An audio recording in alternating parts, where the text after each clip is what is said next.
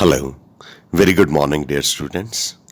Last time in alcohol and phenol, we were talking about how substituents, when attached to phenol, affect the acidic strength of phenols. I've told you कि दो तरह के substituents होते हैं जो कि phenol की एसिडिक स्ट्रेंथ को अफेक्ट करते हैं। एक होते हैं इलेक्ट्रॉन विड्रॉइंग ग्रुप और एक होते हैं electron donating group. Electron withdrawing group को हम कल के लेक्चर में पढ़ चुके हैं और उसमें हमने इलेक्ट्रॉन विड्रॉइंग ग्रुप में आपको बताया था कि जो इलेक्ट्रॉन को विड्रॉ करने वाले ग्रुप अगर फिनोल के साथ लगे हों तो वो प्रोटॉन के रिलीज को ईजियर कर देते हैं और फिनोल की एसिडिक स्ट्रेंथ को इंक्रीज करते हैं। आज हम पढ़ेंगे कि कैसे इलेक्ट्रॉन डोनेटिंग ग्रुप जो हैं वो फिनोल की एसिडिक स्ट्रेंथ को डिक्रीज करते हैं। देखिए, ये इलेक्ट्रॉन डोनेटिंग ग्रुप है, ये बेंजीन को इलेक्ट्रॉन डोनेट करेगा, बेंजीन इलेक्ट्रॉन ऑक्सीजन को डोनेट करेगी। ऑक्सीजन जो है बहुत ही स्मॉल साइज्ड है, उसके ऊपर इलेक्ट्रॉन डेंसिटी इंक्रीज करेगी तो ऑक्सीजन को फिर हाइड्रोजन के इलेक्ट्रॉन को अपनी तरफ अट्रैक्ट करने की या पुल करने की जो टेंडेंसी है ऑक्सीजन की वो कम हो जाएगी क्योंकि ऑक्सीजन को इलेक्ट्रॉन डोनेटिंग ग्रुप से मिल रहे हैं। तो हाइड्रोजन के इलेक्ट्रॉन को oxygen would not like to pull towards itself. OH के बीच में जो बॉन्ड है वो स्टेबल हो जाएगा, स्ट्रांग हो जाएगा, लेकिन फिर भी हाइड्रोक्साइड की प्रेजेंस में प्रोटॉन जो है एब्स्ट्रैक्ट हो जाएगा, वाटर बन के बाहर एलिमिनेट हो जाएगा और फिनोक्साइड आयन बन जाएगा। लेकिन प्रॉब्लम ये है कि फिनोक्साइड आयन जो है उसके ऊपर खुद का एक नेगेटिव चार्ज है, तो इलेक्ट्रॉन डोनेटिंग ग्रुप जब इलेक्ट्रॉन को डोनेट करेंगे तो ये नेगेटिव चार्ज और भी ज़्यादा इंटेंसीफाई हो जाएगा, यानी और भी ज़्यादा इंक्रीज कर जाएगा नेगेटिव चार्ज।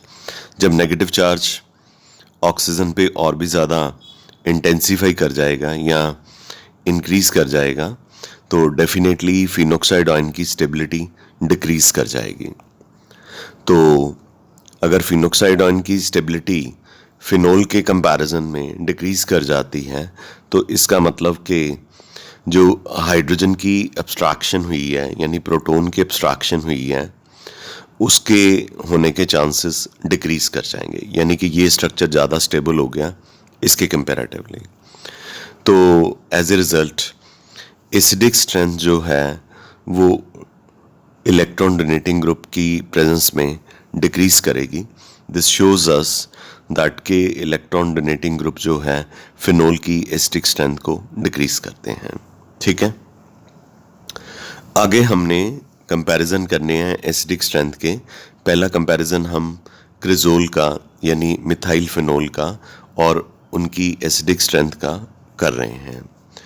तो phenol has been found to be more acidic than metacresol, more acidic than paracresol, more acidic than orthocresol. अब फिनोल पे तो कोई इलेक्ट्रॉन डोनेटिंग ग्रुप लगा नहीं हुआ तो definitely phenol should be more acidic in nature. जो ये मिथाइल ग्रुप है मेटा पोजीशन पे, यहाँ पे ये जो मिथाइल ग्रुप्स होते हैं या अल्काइल ग्रुप्स होते हैं, ये कल के वीडियो में आपको बताया था कि ये इलेक्ट्रॉन को डोनेट करते हैं हाइपर कॉन्जुगेशन इफेक्ट से। और कल के वीडियो में आपको ये भी बताया था कि मेटा पोजीशन पे हाइपर कॉन्जुगेशन जो है वो नहीं होता। मेटा पोजीशन पे हाइपर कॉन्जुगेशन जो है वो नहीं होता, तो इसका मतलब कि इलेक्ट्रॉन की डोनेशन हाइपर कॉन्जुगेशन से नहीं होगी, बल्कि जो अल्काइल ग्रुप्स हैं वो कार्बन को अपने इलेक्ट्रॉन रिपेल कर सकता है प्लस इंडक्टिव इफेक्ट से। तो पर ये इफ़ेक्ट माइल्ड है कंपैरेटिवली, इलेक्ट्रॉन डोनेट करने का ये इफ़ेक्ट जो है मेटा पोजीशन पे इतना स्ट्रांग नहीं होता जितना अगर इलेक्ट्रॉन डोनेशन हमने हाइपर कॉन्जुगेशन से करना होता, पर हाइपर कॉन्जुगेशन मेटा पोजीशन पे होती नहीं है। सो electron donation is not very strong. So that is why इसका एसिडिक स्ट्रेंथ जो है वो इतना डिस्टॉर्शन में नहीं जाएगा, और इसकी एसिडिक स्ट्रेंथ जो है वो कंपेरेटिवली पैरा और ऑर्थोक्रिजोल के कंपेरेटिवली ज़्यादा ही रहेगी। पैरा पोजीशन पे हाइपर कॉन्जुगेशन जो है it takes place, plus inductive effect नहीं होता। ये कल का चार्ट निकाल के देखिए कि प्लस साइ जो है वो पैरा पे नहीं होता, हाइपर कॉन्जुगेशन होता है। तो electron donation is taking place और इसकी वजह से इसकी एसिडिक स्ट्रेंथ डिक्रीज कर जाएगी, but it's more acidic as compare to orthocresol, because in orthocresol CH3 group जो है that is attached at ortho position. Ortho position पे इलेक्ट्रॉन डोनेशन जो है वो प्लस इंडक्टिव इफेक्ट से भी होती हैं और हाइपर कॉन्जुगेशन से भी होती हैं, दोनों से होती हैं। अगर प्लस इंडक्टिव इफेक्ट से भी और हाइपर कॉन्जुगेशन से भी, दोनों इफेक्ट्स के साथ मिथाइल ग्रुप जो है वो अपने इलेक्ट्रॉन क्रिजोल को डोनेट करता है या फिनोल को डोनेट करता है, तो डेफिनेटली इसकी डिस्टेबलाइजेशन बहुत ज़्यादा होगी, तो हाइड्रोजन का रिलीज़ होना काफ़ी डिफ़िकल्ट होगा। तो अगर प्रोटॉन का अब्स्ट्रैक्ट होना या रिलीज़ होना डिफ़िकल्ट होता है तो वो सब्सटेंस जो है वो लीस्ट एसिडिक माना जाएगा। तो दैट इज़ वाई इनका जो एसिडिक स्ट्रेंथ है वो इस सीक्वेंस में दिया हुआ है। Phenol is most acidic in nature because यहाँ पे कोई इलेक्ट्रॉन डोनेट करने वाला ग्रुप नहीं लगा हुआ, and orthocresol is least acidic in nature क्योंकि यहाँ पे जो मिथाइल ग्रुप है वो इलेक्ट्रॉन को डोनेट कर रहा है प्लस इंडक्टिव इफेक्ट से भी और हाइपर कॉन्जुगेशन से भी, जो कि दोनों इफेक्ट्स के साथ ये इलेक्ट्रॉन डोनेट कर रहा है, इसलिए हाइड्रोजन का रिलीज होना यहाँ पे काफ़ी ज़्यादा डिफ़िकल्ट है। ठीक है, तो इसलिए orthocresol is the weakest acid amongst crizol and phenol. I'm sure this is clear to you. Whatever I have spoken here is exactly written in this explanation. ठीक है. Now we have second comparison. Compare acidic strength of methoxy and aminophenols. पहले हम methoxy phenols की acidic strength को compare कर लेते हैं। तो मिथॉक्सी फिनोल की एसिडिक स्ट्रेंथ को कंपेयर करने के बाद अमाइनोफिनोल की acidic strength exactly same manner में ही बताई जाएगी। The only difference will be methoxy phenol में यहाँ पे OCH3 ग्रुप मिथॉक्सी लगा होगा और अमाइनोफिनोल में NH2 लगा होगा। ये अमाइनोफिनोल वाली एसिडिक स्ट्रेंथ जो है एग्जैक्टली ऐसे ही होगी। चलिए हम मिथॉक्सी फिनोल की एसिडिक स्ट्रेंथ को कंपेयर कर लेते हैं। तो मिथॉक्सी फिनोल में मिथॉक्सी ग्रुप जो है OCH3 है, तो मेटा पोजीशन पे प्लस आर इफेक्ट नहीं होता। मैंने प्लस आर को क्रॉस कर दिया। आपने कल के वीडियो में एक नट शेल और कंक्लूजन देखा जिसमें आपने देखा कि प्लस रेजोनेंस इफेक्ट जो है या माइनस रेजोनेंस है या हाइपर कॉन्जुगेशन भी है, पीछे बताया, वो मेटा पोजीशन पे नहीं होता। मेटा पोजीशन पे सिर्फ इंडक्टिव इफेक्ट होता है, चाहे वो इलेक्ट्रॉन को विड्रॉ करना हो चाहे इलेक्ट्रॉन को डोनेट करना हो। यहाँ पे अब सोच के बताइए कि इलेक्ट्रॉन विड्रॉ होंगे कि इलेक्ट्रॉन डोनेट होंगे। इलेक्ट्रॉन विड्रॉ होंगे नेगेटिव इंडक्टिव इफेक्ट से, क्योंकि ऑक्सीजन की इलेक्ट्रोनेगेटिविटी इस कार्बन के कंपैरेटिवली ज़्यादा है। अगर ऑक्सीजन की इलेक्ट्रोनेगेटिविटी इस कार्बन के कंपैरेटिवली ज़्यादा है तो मिथॉक्सी ग्रुप जो है मेटा पोजीशन पे इलेक्ट्रॉन को अपनी तरफ विड्रॉ करेगा। तो जो इलेक्ट्रॉन विड्रॉइंग ग्रुप होते हैं वो बेंजीन के इलेक्ट्रॉन विड्रॉ करते हैं, बेंजीन ऑक्सीजन के इलेक्ट्रॉन को विड्रॉ करती है, ऑक्सीजन पे इलेक्ट्रॉन डेफिशिएंसी हो जाती है। जब ऑक्सीजन पे इलेक्ट्रॉन डेफिशिएंसी हो जाती है तो वो हाइड्रोजन के इलेक्ट्रॉन को विड्रॉ करती है, मतलब ऑक्सीजन और हाइड्रोजन के बीच में जो बॉन्ड है उसके इलेक्ट्रॉन को अपनी तरफ अट्रैक्ट करती है। O और H के बीच में जो बॉन्ड है वो वीक हो जाता है तो H का रिलीज़ होना ईजियर हो जाता है। तो इसका मतलब कि मिथॉक्सी ग्रुप मेटा पोजीशन पे इलेक्ट्रॉन विड्रॉइंग ग्रुप का काम कर रहा है, तो हाइड्रोजन प्लस की या प्रोटॉन की एब्स्ट्रैक्शन जो है सोडियम हाइड्रोक्साइड की प्रेजेंस में या अल्कलीज की प्रेजेंस में ईजियर हो जाती है। तो इसलिए मेटामिथॉक्सीफिनोल जो है स्ट्रॉन्गेस्ट एसिड है अमंग्स मिथॉक्सीफिनोल्स। आगे ऑर्थोमिथॉक्सीफिनोल है। It is stronger acid as compare to paramethoxyphenol. Orthomethoxyphenol में जो मिथॉक्सी ग्रुप है वो ऑर्थो पोजीशन पे लगा है। ऑर्थो पोजीशन पे प्लस रेजोनेंस इफेक्ट होता है, यानी कि इलेक्ट्रॉन डोनेशन जो है वो पॉसिबल है, लेकिन ऑर्थो पोजीशन पे माइनस आई इफेक्ट भी पॉसिबल है, यानी कि इलेक्ट्रॉन विड्रॉल भी पॉसिबल है। तो उससे प्लस आर इफेक्ट थोड़ा डिमिनिश हो जाता है। डिमिनिश मतलब थोड़ा कम हो जाता है। तो मतलब प्योर इलेक्ट्रॉन डोनेशन जो है वो नहीं पॉसिबल, तो थोड़ी इलेक्ट्रॉन विड्रॉल पॉसिबल है। इसलिए ये स्ट्रॉन्गर एसिड है पैरामिथॉक्सीफिनोल के कंपैरेटिवली, क्योंकि पैरामिथॉक्सीफिनोल में मिथॉक्सी ग्रुप जो है वो पैरा पोजीशन पे लगा है और पैरा पोजीशन पे नेगेटिव इंडक्टिव इफेक्ट या प्लस इंडक्टिव इफेक्ट जो है वो नहीं होता। वैसे नेगेटिव इंडक्टिव इफेक्ट इसलिए बोलेंगे क्योंकि ऑक्सीजन की इलेक्ट्रोनेगेटिविटी कार्बन से ज़्यादा है, तो नेगेटिव इंडक्टिव इफेक्ट जो है पैरा पोजीशन पे पॉसिबल नहीं है। यहाँ पे इलेक्ट्रॉन डोनेशन होती है, कौन से इफेक्ट की वजह से? प्लस आर इफेक्ट की वजह से पॉसिबल है। अगर electron donation is possible with the help of plus R effect, तो यहाँ पे पैरामिथॉक्सीफिनोल में there is pure electron donation, there is not even slightest electron withdrawal by negative inductive effect. So definitely यहाँ पे ये अगर प्योर इलेक्ट्रॉन डोनेशन है तो ये बेंजीन को इलेक्ट्रॉन डोनेट करेंगे। बेंजीन ऑक्सीजन के ऊपर इलेक्ट्रॉन डेंसिटी को इंक्रीज कर देंगे। जब ऑक्सीजन के ऊपर इलेक्ट्रॉन डेंसिटी इंक्रीज कर जाएगी तो ऑक्सीजन और हाइड्रोजन के बीच में जो बॉन्ड है उसके शेयर पेयर ऑफ इलेक्ट्रॉन को ऑक्सीजन अपनी तरफ स्ट्रांगली अट्रैक्ट नहीं करेगी। O और H के बीच में जो बॉन्ड है वो स्ट्रांग रहेगा। प्रोटॉन का रिलीज होना ईजियर नहीं होगा, प्रोटॉन का रिलीज होना डिफ़िकल्ट होगा। इस तरह से पैरामिथॉक्सीफिनोल जो है वो वीकेस्ट एसिड हो जाएगा amongst methoxyphenols. I am sure this is clear to you. जैसे ये मिथॉक्सीफिनोल की एसिडिक स्ट्रेंथ को एक्सप्लेन किया है, वैसे ही अमाइनोफिनोल की एसिडिक स्ट्रेंथ को एक्सप्लेन करना है।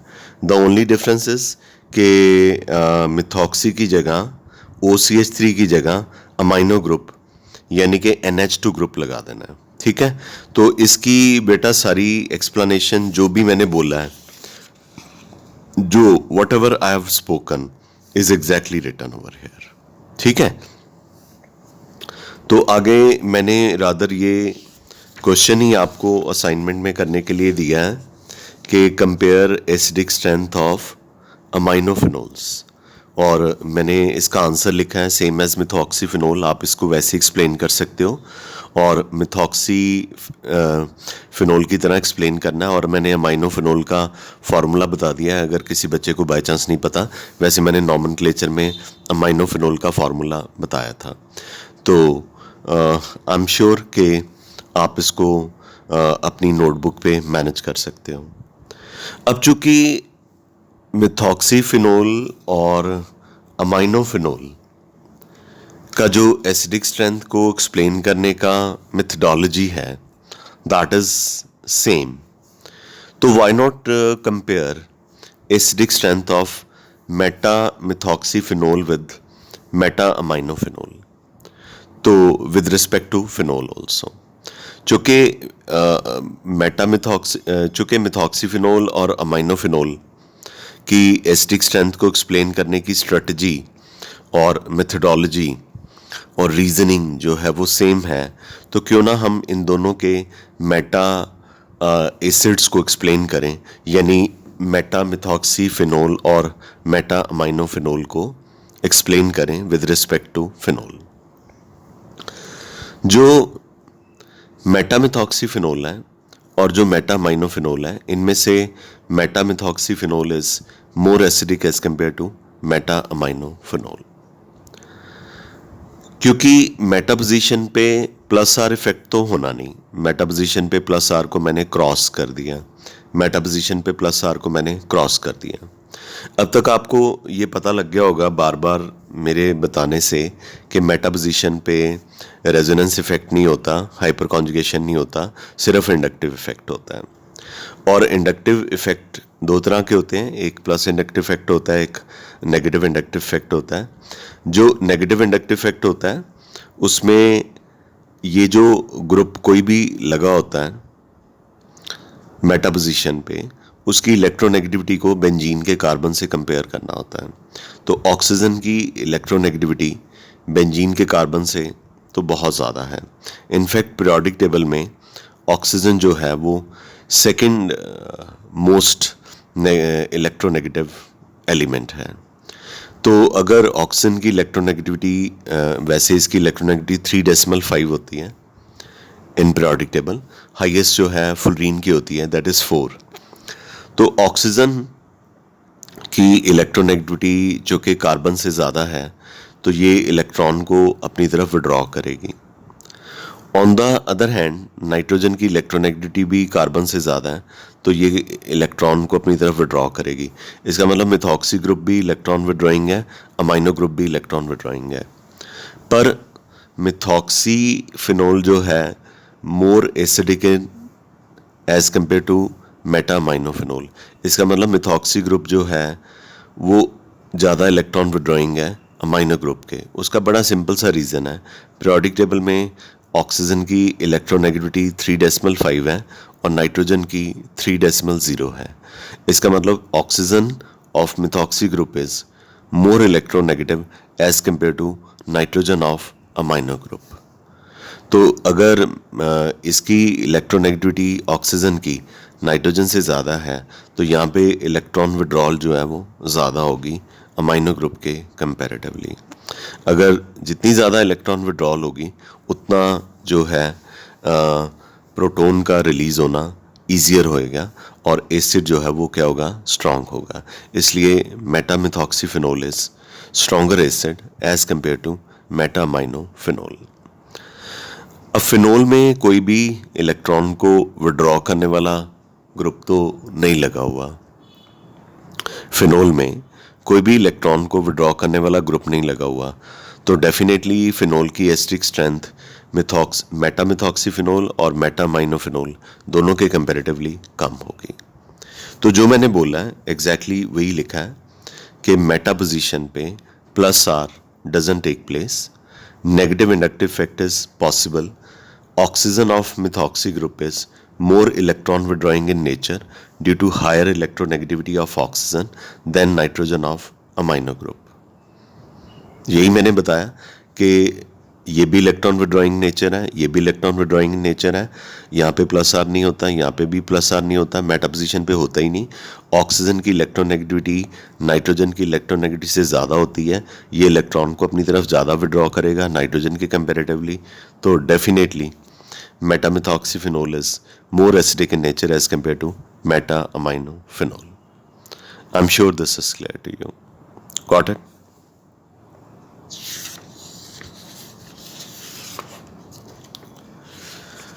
आगे हमारे पास जो एसिडिक स्ट्रेंथ कंपेयर करने वाली हैं दो रह गई बस, ठीक है, और दोनों ही हैलोजन से रिलेटेड हैं। इनफैक्ट इसमें अल्कोहल फिनोल में जो सबसे ज़्यादा कंसेप्चुअल पार्ट होता है वो एसिडिक स्ट्रेंथ को एक्सप्लेन करने वाला ही होता है। बाकी तो रिएक्शंस हैं, तो रिएक्शंस में ज़्यादातर वैसे तो हम कॉन्सेप्ट भी बताते हैं आपको, लेकिन बच्चे ज़्यादातर उसकी लर्निंग ही करते हैं रिएक्शंस की, और लर्निंग करनी भी पड़ेगी। वहाँ पे रिएक्शन ठीक लिखोगे तो आंसर नंबर मिलेंगे ना, मार्क्स तो तभी मिलेंगे रिएक्शन लिखने के, वैसे तो मिलेंगे नहीं। आपकी अंडरस्टैंडिंग जितनी मर्जी अच्छी हो, अगर आप एग्ज़ाम पेपर में, हमारा सिस्टम ऐसा है, अगर आप एग्ज़ाम पेपर में उस रिएक्शन को कंप्लीट नहीं करते तो मार्क्स नहीं मिलेंगे। So slightly, slowly and gradually examination system of India is also going to change, and I'm 100% sure कि it is going to change in the next 5 to 6 years. Definitely इसमें काफ़ी changes आएंगे. जैसे आपने देखा होगा कि इस बार उन्होंने ऑब्जेक्टिव कंपोनेंट जो है थ्योरी में इंट्रोड्यूस कर दिया है कि एमसीक्यूज़ जो हैं. तो एमसीक्यूज़ में क्या होता है कि जो चीज़ें आपने पढ़ी भी होती हैं वो आपके माइंड में रजिस्टर होती हैं, तो वो आप शायद लिख नहीं पाते. तो एमसीक्यूज़ की हेल्प से आपको एक क्लू सा मिल जाता है, तो आप उसको थोड़ा सा बेटर कर सकते हो. चलो, ये बात होगी. हम नॉर्मली भी क्लास में ऐसे बात करते हैं जब पढ़ाते हैं. तो अब हमारे पास दो एसिडिक स्ट्रेंथ जो है वो कंपेयर करने वाली रह गई. एक है कंपेयर एसिडिक स्ट्रेंथ ऑफ हेलोफिनोल्स. हेलोफिनोल्स में एसिडिक स्ट्रेंथ को कंपेयर करना है, तो ऑर्थो हेलोफिनोल जो है स्ट्रॉन्गर एसिड है as compare to meta halophenol as compare to para halophenol. तो हेलोजन जो लेना है वो एक ही लेना है जब कंपेयर करना है. जैसे यहाँ पे क्लोरो ले लिया तो ऑर्थोक्लोरोफिनोल ले लिया, ऑर्थो के बाद मेटाक्लोरोफिनोल ले लिया, फिर पैरा क्लोरोफिनोल ले लिया. तो इस तरह से इनकी एसिडिक स्ट्रेंथ डिक्रीज करती है. अगर फुलरीन लेना तो तीनों में फुलरीन लेना है, ब्रोमीन लेना तो तीनों में ब्रोमीन लेना, आयोडीन लेना तो तीनों में आयोडीन लेना.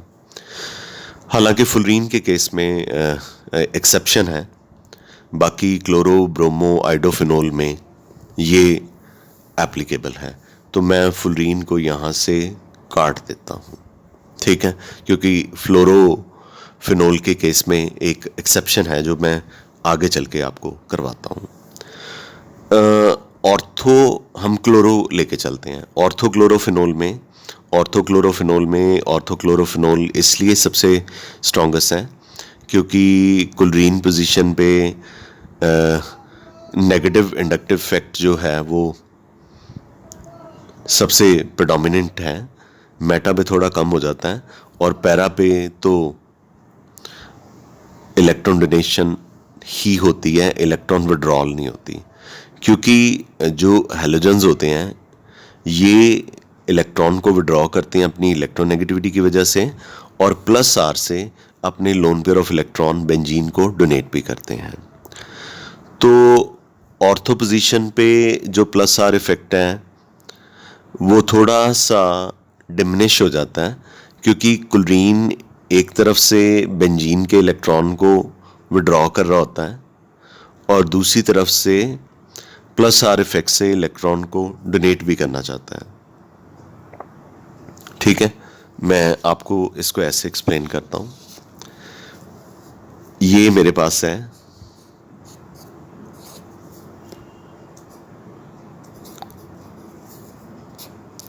ऑर्थोक्लोरोफिनोल.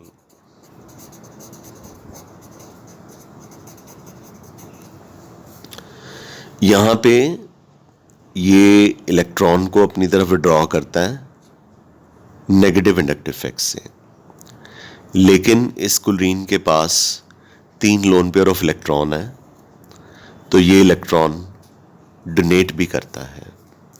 तो प्लस आर इफेक्ट जो है डिमिनिश का मतलब समझते हो, डिक्रीज कर जाता है due to minus I effect at ortho position.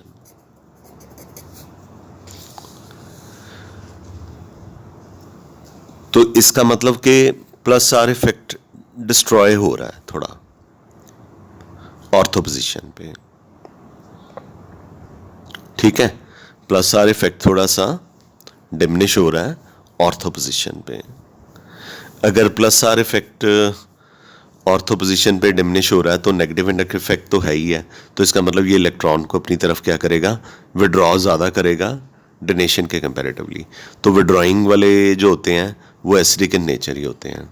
आगे आ जाते हैं मेटाक्लोरोफिनोल पे. ठीक है, मेटाक्लोरोफिनोल पे प्लस आर तो होता ही नहीं, डजंट टेक प्लेस. बहुत बार बताया कि मेटा पोजीशन पे प्लस आर इफेक्ट नहीं होता, सिर्फ और सिर्फ इलेक्ट्रॉन विड्रॉल ही होगी। तो लेकिन ऑर्थो से मेटा पे जाएं तो डिस्टेंस इंक्रीज कर जाता है, तो इलेक्ट्रॉन विड्रॉल उतनी नहीं होती जितनी ऑर्थो पे होती है। तो बट लेकिन इलेक्ट्रॉन विड्रॉल होती है, तो इसका मतलब ये भी एसिडिक है, लेकिन इसके कंपैरेटिवली कम है। पैरा पे सिर्फ और सिर्फ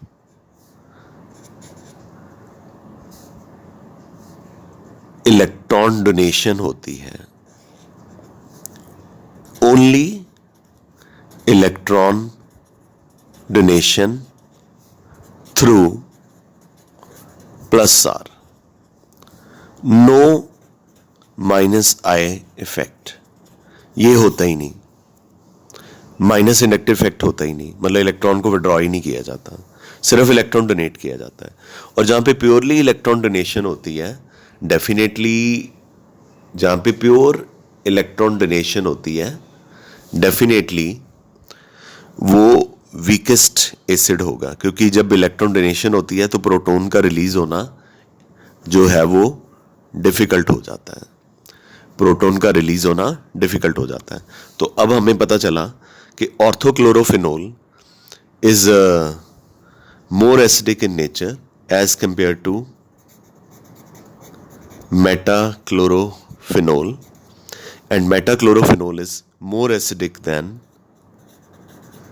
parachlorophenol. I'm sure कि आपको ये क्लियर हो गया होगा, ठीक है।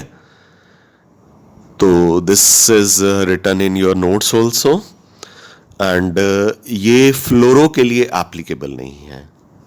The above explanation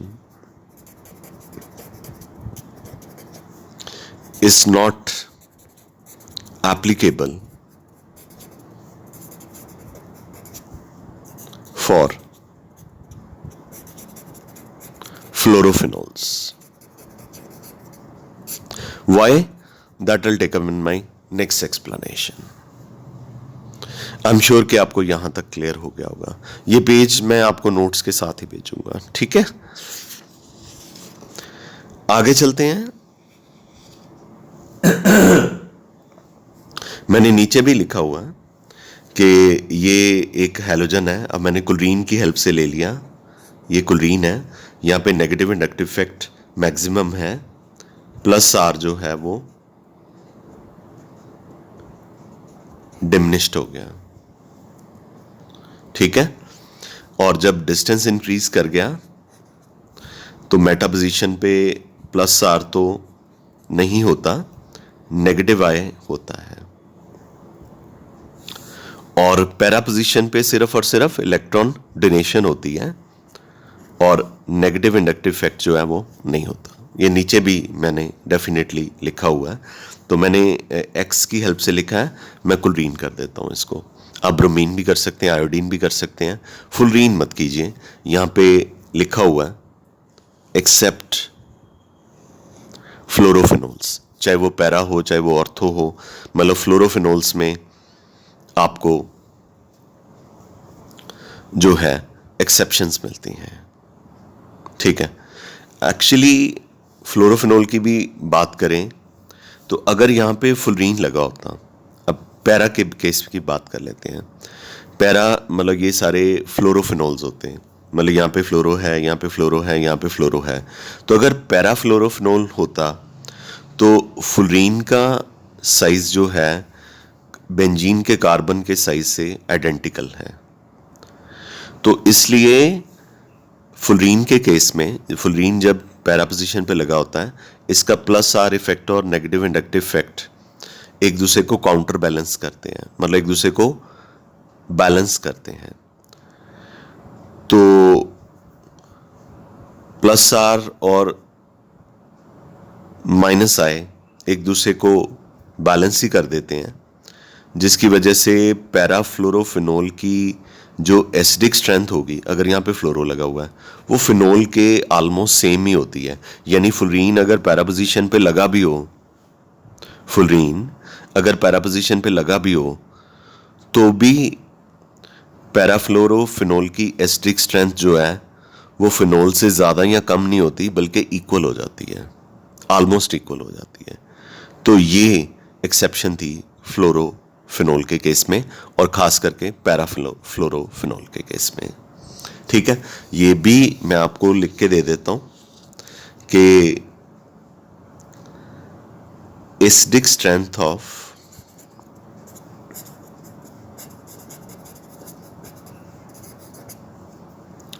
पैराफ्लोरोफिनोल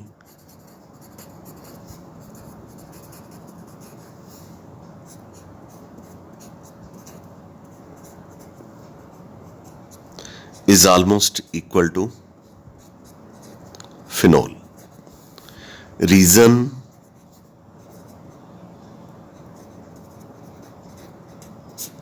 given in notes.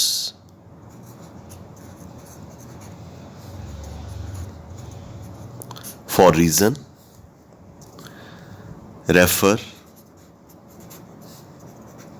notes. ठीक है, तो I have tried my level best के मैंने ये 3-4 पेजेस के लिए एक वीडियो बना दिया आपके लिए। मैंने आपको मैं आपको ये चीज़ बताना चाहूँगा कि अल्कोहल फिनोल का ये जो कल का वीडियो और आज का वीडियो है, इसमें थोड़े काम के लिए ज़्यादा टाइम लगता है, बाकी जो काम है वो रिएक्शंस हैं। तो इसमें ये कंसेप्चुअल पार्ट है, और ये कंसेप्चुअल पार्ट में एमसीक्यूज भी बहुत आते हैं और सब्जेक्टिव भी बहुत आता है। तो ये मैंने एक अलग से आपको बता दिया कि ये नोट्स में लिखा हुआ है पैराफ्लोरोफिनोल के बारे में। तो पैराफ्लोरोफिनोल की जो एसिडिक स्ट्रेंथ है वो ऑलमोस्ट फिनोल के इक्वल है, क्योंकि फुलरीन भी पीरियोडिक टेबल के सेकंड पीरियड में है और बेंजीन का जो कार्बन है वो भी पीरियोडिक टेबल के सेकंड पीरियड में है। तो फुलरीन का इंडक्टिव इफेक्ट और रेजोनेंस इफेक्ट एक दूसरे को डिस्ट्रॉय करता है, तो इसकी और इसकी एसिडिक स्ट्रेंथ जो है वो ऑलमोस्ट क्या हो जाती है, इक्वल हो जाती है। I am sure this is clear to you. Now last, इसकी पिक्स मैं भेज दूंगा आपको साथ में नोट्स में। Last but not the least, मैं आपको लिए चलता हूं कि अगर डिफरेंट हेलोफिनोल्स हों तो उनकी एसिडिक स्ट्रेंथ को कैसे एक्सप्लेन करना है। आपके पास ऑर्थोक्लोरोफिनोल है, ऑर्थोब्रोमोफिनोल है। तो इट हैज़ बीन फाउंड कि ऑर्थोक्लोरोफिनोल मतलब सारे ऑर्थो हेलोफिनोल्स लेने हैं और डिफरेंट हेलोजेंस लेने हैं। अब आपने डिफरेंट हेलोजेंस लेने हैं। Orthochlorophenol is found to be stronger acid as compare to orthobromophenol, is found to be stronger acid as compared to orthoiodophenol, is found to be stronger acid as compared to orthofluorophenol. Let's see how. ऑर्थोक्लोरोफिनोल में chlorine की electronegativity bromine से ज़्यादा है, तो यहाँ पे electron withdrawal ज़्यादा होगी। और आपको पहले ही बताया कि ऑर्थो पोजीशन पे रेजोनेंस इफेक्ट जो है वो डिमिनिश्ड हो जाता है स्टीरिक हिंड्रेंस की वजह से।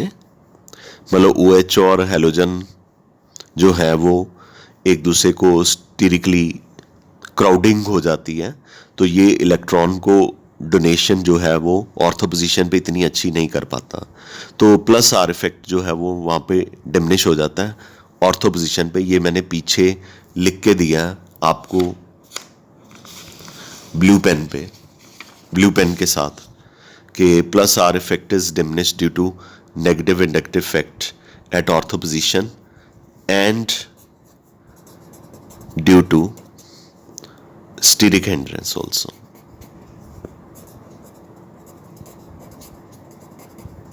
क्राउडिंग दो बार देखना पड़ेगा वीडियो, जिन बच्चों ने पहले ऑर्गेनिक नहीं कभी पढ़ी हुई। ऑर्थोक्लोरोफिनोल में क्लोरीन की इलेक्ट्रोनेगेटिविटी ब्रोमीन से ज़्यादा है, तो डेफिनेटली यहाँ पे इलेक्ट्रॉन विड्रॉल सबसे ज़्यादा होगा, तो इसकी एसिडिक स्ट्रेंथ ब्रोमोफिनोल से ज़्यादा होगी, ऑर्थोब्रोमोफिनोल से। ब्रोमीन की इलेक्ट्रोनेगेटिविटी आयोडीन से ज़्यादा होती है, तो ब्रोमोफिनोल की इलेक्ट्रोनेगेटिविटी आयोडोफिनोल के कंपैरेटिवली ज़्यादा होगी। बट फ्लोरीन की इलेक्ट्रोनेगेटिविटी सबसे ज़्यादा होती है। तो फ्लोरीन में ऑर्थोफ्लोरोफिनोल सबसे वीकेस्ट एसिड दिखाया हुआ है। ये दिखाया हुआ ना कि एसिडिक स्ट्रेंथ डिक्रीज कर रही है, तो ये दिखाया हुआ है कि इसकी एसिडिक स्ट्रेंथ जो है सबसे कम है। सबसे कम इसलिए है क्योंकि जो फ्लोरीन है और यहाँ पे हाइड्रोजन जो है ऑक्सीजन के साथ अटैच है। तो आपको याद होगा +1 में आपको केमिकल बॉन्डिंग का last topic intramolecular hydrogen bonding पढ़ाया जाता है। वहाँ पे बताया जाता है कि जब हाइड्रोजन इलेक्ट्रोनेगेटिव ऑक्सीजन फ्लोरीन या नाइट्रोजन के साथ लगा होता है तो वो अगले इलेक्ट्रोनेगेटिव एटम के साथ एडजेसेंट इलेक्ट्रोनेगेटिव के साथ इंट्रामॉलिक्यूलर हाइड्रोजन बॉन्डिंग बनाता है। कौन सी bonding? Intra molecular hydrogen bonding. ये विद इन द मॉलिक्यूल होती है। ये मैंने नीचे दिखाई हुई है। ये OH है, ये फ्लोरीन है। 1-2 पोजीशन को ऑर्थो पोजीशन कहते हैं। यहाँ पे जगह नहीं थी तो यहाँ पे मैंने बना दिया OH ग्रुप। हाइड्रोजन के ऊपर पार्शियल पॉजिटिव चार्ज है क्योंकि इलेक्ट्रोनेगेटिव ऑक्सीजन ने इसके इलेक्ट्रॉन को अपनी तरफ विड्रॉ किया हुआ है, और फ्लोरीन तो डेफिनेटली नेगेटिवली चार्ज है। इनके बीच में इंटरा मॉलिक्यूलर हाइड्रोजन बॉन्डिंग हो गई है। तो अब सोचिए इंट्रामॉलिक्यूलर हाइड्रोजन बॉन्डिंग की वजह से फ्लोरीन ऑर्थो पोजीशन पे इलेक्ट्रॉन को नेगेटिव इंडक्टिव इफेक्ट से विड्रॉ नहीं कर पाएगा, यानी इसका नेगेटिव इंडक्टिव इफेक्ट का भी डिमिनिश हो गया, और +R इफेक्ट तो वैसे भी ऑर्थो पोजीशन पे डिमिनिश था। दिस क्लियरली शोज के दैट इज वाई ऑर्थोफ्लोरोफिनोल जो है that is going to be weakest acid amongst halophenols, different ortho halophenols. I'm sure I have tried my level best. I have given my 100%. But आपको जिन्होंने +1 में मतलब organic नहीं पढ़ी हुई ठीक से, आप में से कई मेरे पास थे, कई नहीं थे। जो मेरे पास थे से उनमें से भी 1-2 बच्चों ने शायद ठीक तरह से ना पढ़ी हो, पता ही होता है। तो जिन्होंने ठीक से नहीं पढ़ी हुई वो वीडियो को 2-3 बार देखें। टॉपिक इंपॉर्टेंट है। यस, ये तो नहीं मैं कहता कि 70 के 70 नंबर का इसमें से आ जाएगा, पर 1-2 नंबर करके ही बूंद बूंद से ही समंदर भरता है। तो अगर आप एक टॉपिक छोड़ोगे तो फिर अगले का भी दिल करेगा कि इस चैप्टर में ये छोड़ देते हैं, इस चैप्टर में ये छोड़ देते हैं। तो हर चैप्टर में जो जो छोड़ते जाओगे, अगर वही एग्जाम में आता जाएगा तो फिर क्या करना है। इसलिए सब कुछ करो। प्रॉब्लम है तो I am just 1 call away from you. आप मेरी हेल्प लीजिए ना, मैं हूं ना आपके लिए, ठीक है। तो होपफुली हम कभी ना कभी मिलेंगे भी ज़रूर, डेफिनेटली। उम्मीद पे दुनिया कायम है। With this I would say that I am positive about it, that you must have understood the lecture nicely. In case you had a problem, you can call me. Thank you very much. We call it a day. Love you all.